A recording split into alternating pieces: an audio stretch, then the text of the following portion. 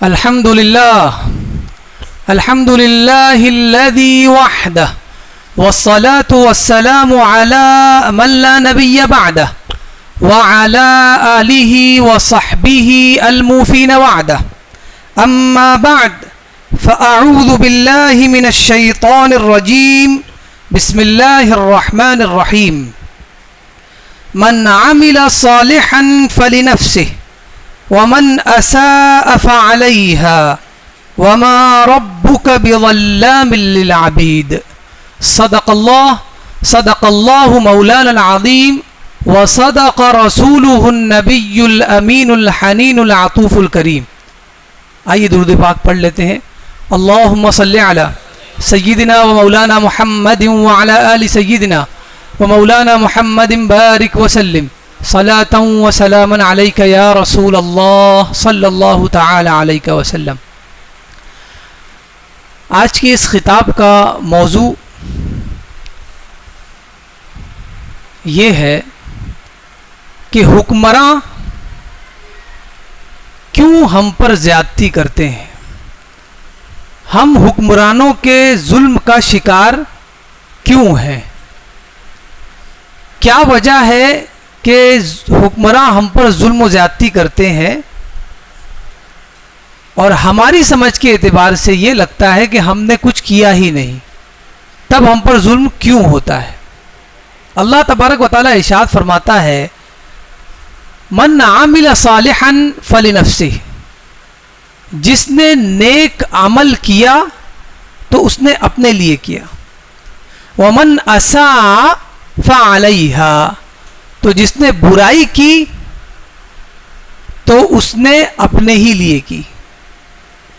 وما ربک بظلام للعبید، اور تمہارا رب بندوں پر ظلم نہیں کرتا ہے. آیت کریمہ کے ترجمے سے واضح ہے کہ اللہ تبارک و تعالی ارشاد فرماتا ہے اے ایمان والو، اگر تم نیکی کرتے ہو، اچھا کام کرتے ہو تو وہ تم اپنے لیے کرتے ہو، اور اسی طرح جب تم کوئی برائی کرتے ہو تو اس برائی کا وبال بھی تمہیں پر آتا ہے. تو کسی بھی کام کرنے سے پہلے یہ سوچ لیں کہ ہم یہ جو کام کر رہے ہیں یہ اچھا ہے یا برا ہے. اس لیے کہ اگر اچھا کرو گے تو وہ آپ کو ملے گا، اور اگر برا کرو گے تو اس کا بھی اجر آپ کو ملے گا. اسلام دو چیزوں میں منقسم ہے، دو چیزوں میں ڈیوائیڈ ہے. ایک ہے عبادات اور دوسرا معاملات. عبادات بنی الاسلام علی خمس، اسلام کی جو بنیاد اور فاؤنڈیشن ہے وہ 5 چیزوں پر ہے. حج، نماز، زکوٰۃ، کلمہ توحید، یہ ساری چیزیں ہم کرتے ہیں، اسی کو عبادات کہتے ہیں. اور دوسرے ہیں معاملات، والدین کے حقوق، بڑوں کے چھوٹوں پر حقوق، چھوٹوں کے بڑوں پر حقوق، بیوی کے حقوق، یہ سارے حقوق. معاملات، بات کرنے کا طریقہ، بڑوں کا ادب کرنے کا سلیقہ، یہ ساری چیزیں کیا ہیں؟ معاملات ہے. ہمیں بیٹھنا کیسے ہے، ہمیں کھانا کیسے ہے، ہمیں سونا کیسے ہے، ہمیں ٹوائلٹ میں جانا کیسے ہے، ناخن کیسے کاٹنا ہے، داڑھی کتنی رکھنی ہے، یہ سارا معاملات ہے. ٹھیک ہے، لیکن اللہ نے اس میں بھی کہا کہ اگر تم اس پر عمل کرو گے معاملات میں تو تمہیں ثواب بھی ملے گا اور تمہاری دنیا بھی اچھی ہو جائے گی. اور عبادات اگر آپ کر رہے ہیں تو آپ کی آخرت اچھی ہوگی. بظاہر تو عبادات کو اگر دیکھیں، میں رکشہ چلاتا ہوں یا میں لوم چلاتا ہوں یا میں کوئی کاروبار کرتا ہوں، نماز کا وقت اگر ہو گیا اور دھندا پیک پر ہے، کسٹمرز کھڑے ہیں، تو اگر میں اپنا کاروبار چھوڑ کر نماز پڑھنے یعنی عبادات کرنے آؤں تو بظاہر تو دنیا میں میرا نقصان ہے. تو پتہ چلا عبادت کا اجر کہاں ملے گا؟ آخرت میں. عبادت آخرت کے لیے ہے. دوسرا جو سیشن ہے وہ ہے معاملات. ہم جو کام کرتے ہیں یعنی کیسے کھانا ہے، کیسے پینا ہے، بڑوں سے بات کیسی کرنی ہے، چھوٹوں پر شفقت کیسے کرنا ہے، حقوق کا خیال کیسے رکھنا ہے، پڑوسی کا خیال کیسے رکھنا ہے، یہ ساری چیزیں اگر ہم کرتے ہیں تو اس میں ڈبل چیز ہے. ایک تو ثواب ملے گا اگر اسلام کی تعلیمات کے اعتبار سے ہم عمل کریں، دوسرا یہ کہ آپ کی دنیا اچھی ہو جائے گی. اگر آپ پڑوسی سے تعلقات اچھے رکھیں تو آپ کی دنیا اچھی ہے کہ نہیں ہے؟ گھر جو بنایا گیا ہے وہ کنکریٹ کا بنا ہے یا چینل کا بنا ہوا ہے، اس سے نہیں پتہ لگتا وہ گھر کتنا اچھا ہے. گھر کی اہمیت اور اس کی وقعت اور اس کی منزلت اس کے پڑوس سے لگائی جاتی ہے. جب ہم خریدنے جاتے ہیں گھر تو لوگ یہ بولتے ہیں سوسائٹی اچھی نہیں ہے، اس کا پڑوس اچھا نہیں ہے. تو پتہ یہ چلا کہ پڑوسیوں کے حقوق ہے، اگر ہم اسے حق ادا کرتے ہیں اور پڑوسی بھی ہمارا حق ادا کرتا ہے تو ہم بہت خوشحال ہوں گے، زندگی میں بہت خوشحال ہو جائیں گے. اسی کے ساتھ ساتھ اللہ نے کہا اس پہ تم کو اجر بھی ملے گا. اگر اپنے بڑے کی بات سن لی اور اس پر صبر کر لیا، اللہ نے کہا تم کو اس پہ اجر بھی ملے گا اور بڑا بھی خوش ہو جائے گا.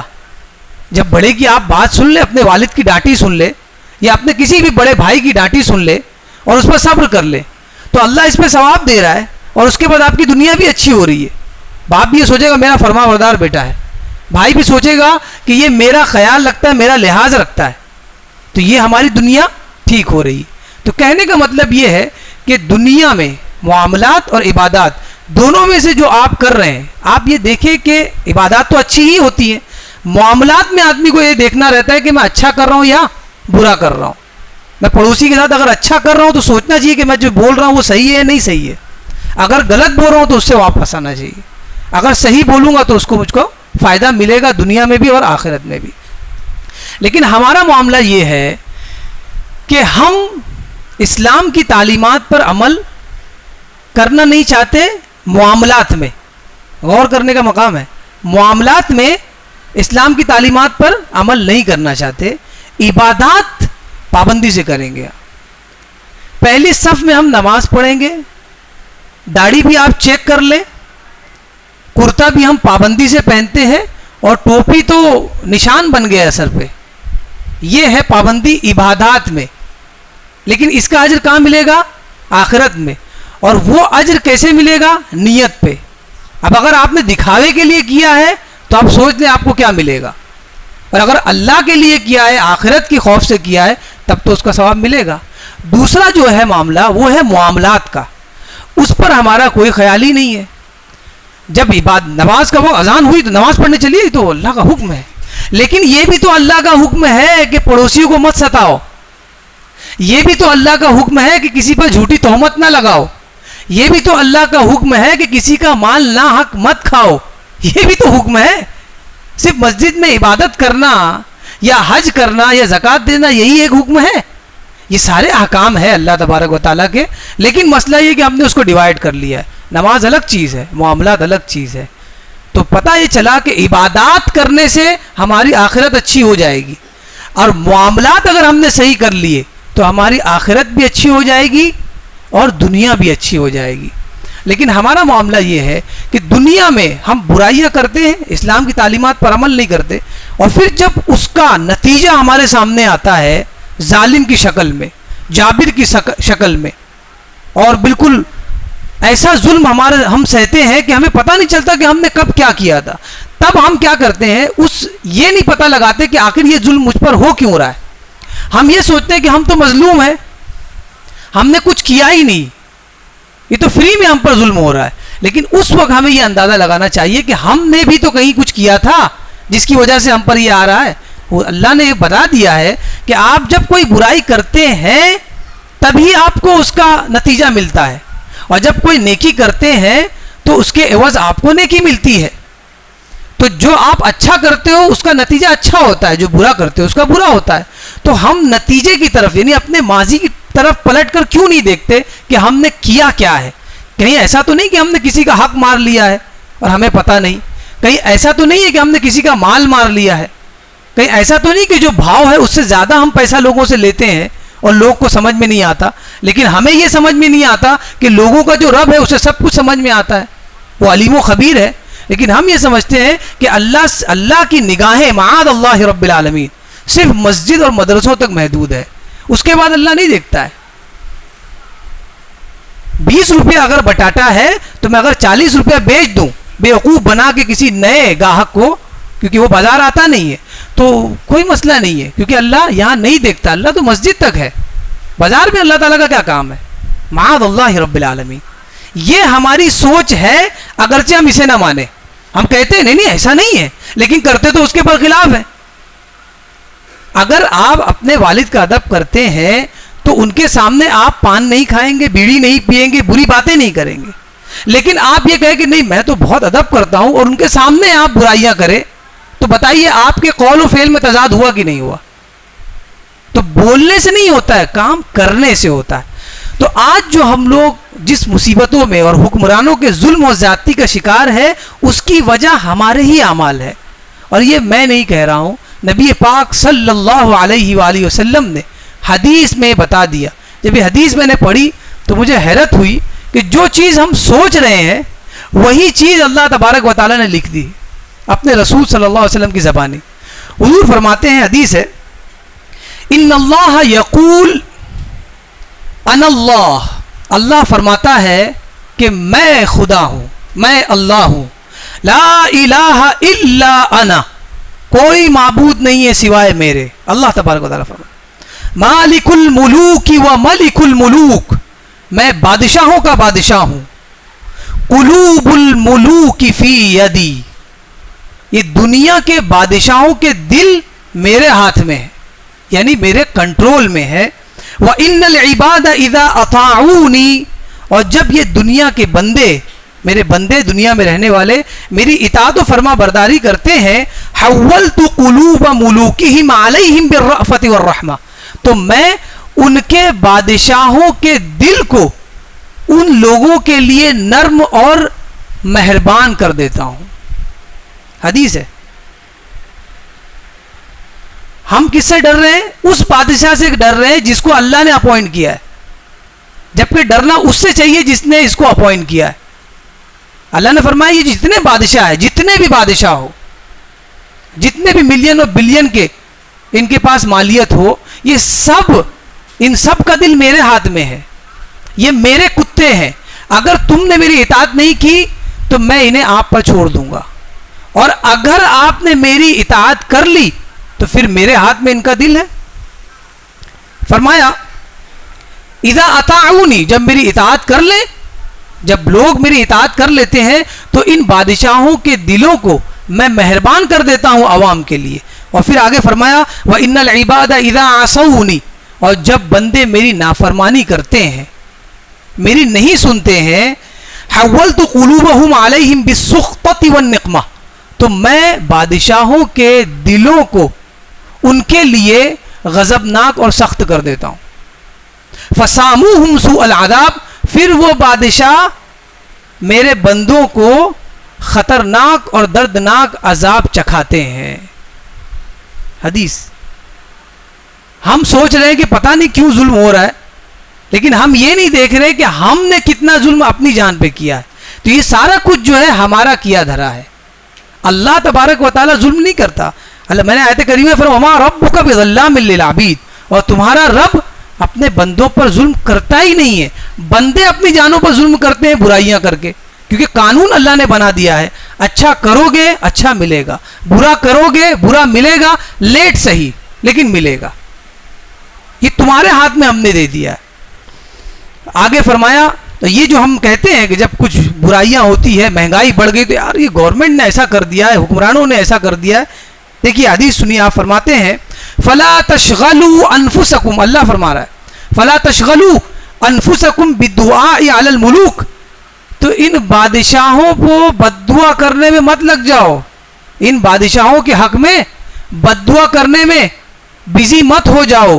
ولیکن اشتغلوا بالذکر والتضرع الی، بلکہ میرا ذکر اور میری جانب لگ کر، یعنی میری عبادت کرنے میں لگ جاؤ. مفہوم؟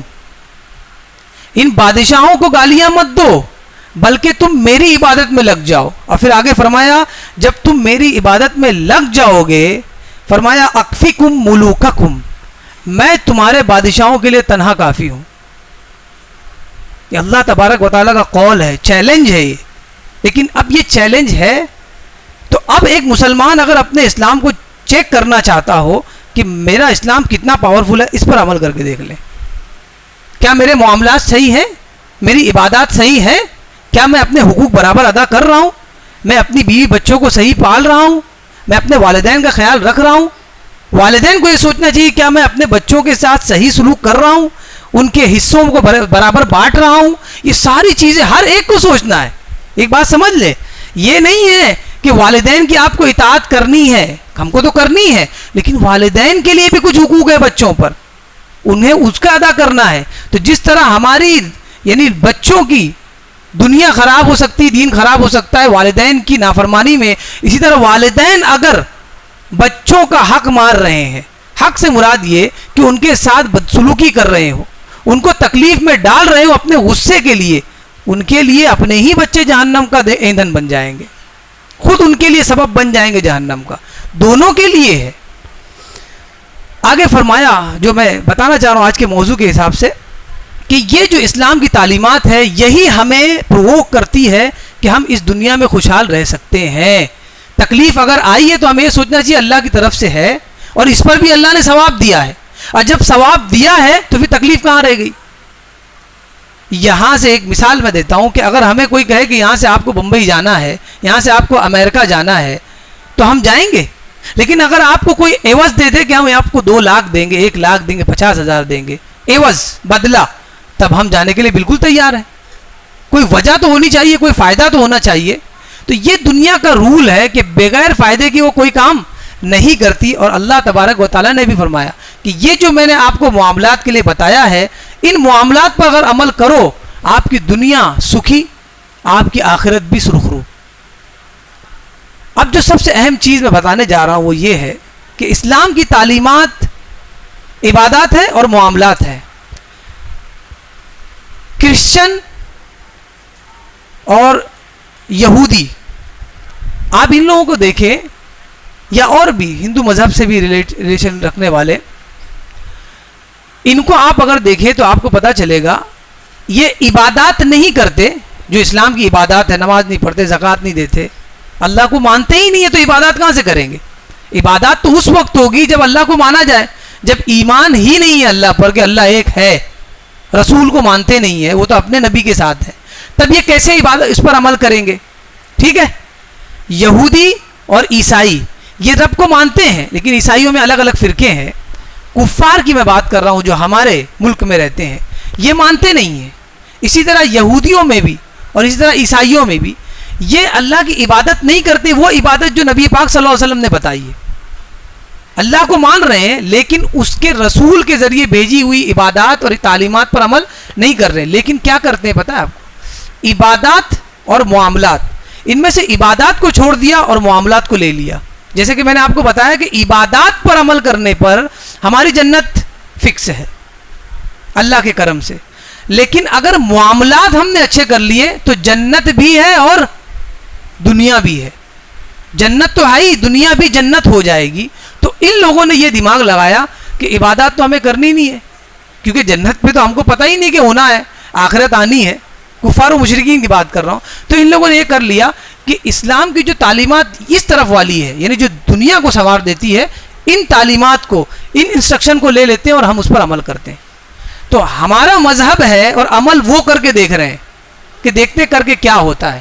اور یہ حال ہے کہ صرف ان تعلیمات پر, معاملات پر عمل کرنے کی بنیاد پر, میں اب دوسرا ایک حدیث شریف پیش کرنے جا رہا ہوں, آپ حیران ہو جائیں گے. وہ عمل کرنے پر ان کے لیے اللہ نے دنیا میں نہیں, معاملات کا مطلب یہ, پڑوسی سے آپ اچھا سلوک کر رہے ہیں, آپ اچھا سلوک کر رہے ہیں, آپ مسلمان ہیں تو بہت اچھی بات ہے, آپ کی دنیا سنور جائے گی. لیکن اگر ایک غیر مسلم پڑوسی کے ساتھ اچھا سلوک کرے گا تو اس کی دنیا سدھرے گی کہ نہیں سدھرے گی؟ اچھی ہوگی. اگر ایک مسلمان پڑوس اپنے والدین کا خیال نہیں رکھتا ہے تو اس کی دنیا بگڑے گی کہ نہیں بگڑے گی؟ بگڑے گی. اور اگر ایک غیر مسلم اپنے والدین کا خیال رکھتا ہے تو اس کی دنیا سنورے گی کہ نہیں سنورے گی؟ یہ کہنے کا مطلب یہ, معاملات اگر غیر مسلم بھی اس کو بروئے کار لائے تو وہ اپنی دنیا سنوار سکتا ہے. اور یہی چیز ان لوگوں نے کی, اور ہم کیا کر گئے, ہم عبادات ہی میں لگے رہ گئے. کرنا وہ بھی تھا اور کرنا یہ بھی تھا, لیکن ہم ون سائڈ ہو گئے. حضور کی حدیث ہے, صحابہ بیٹھے ہوئے ہیں, ایک صحابی رسول صلی اللہ علیہ وسلم نے فرمایا, آپ فرماتے ہیں تقوم الساعۃ والروم اکثر الناس. آپ فرماتے ہیں کہ قیامت جب قائم ہو جائے گی، یعنی قرب قیامت، روم، اہل روم جو ہے، اب وہ اہل روم آج کے دور میں آپ اٹلی میں چلے جائیں وہاں آپ کو ملیں گے، کرسچن ہوتے ہیں زیادہ تر.